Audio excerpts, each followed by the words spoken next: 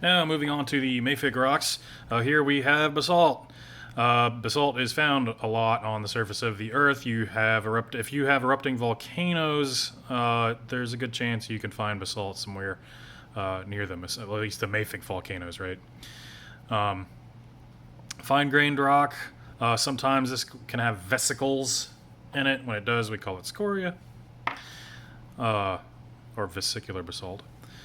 Well, fairly dense. It's fairly heavy. I mean, it is mafic. It's got some iron and magnesium in there. It's got some heavier elements in those minerals that make up this rock. But I can't see those mineral grains, right? I can't see them. This is kind of dull. It's maybe a little bit shimmery, but I just can't see them. It's a fairly dense rock. Basalt is good for, honestly, making tools. The Polynesians would use this stuff on their volcanic islands to make adze heads, so like basically axe heads.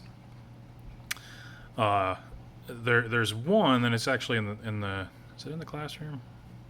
Anyway, I've had some that was from an eruption on the Big Island of Hawaii. When it erupted, and when this eruption happened, it was during the last ice age. It's about 15,000 years ago or so. And it erupted underneath the glacier. So Hawaii's Big Island is about 14,000 feet high, and during the last ice age, there were glaciers on top of at least those two big volcanoes.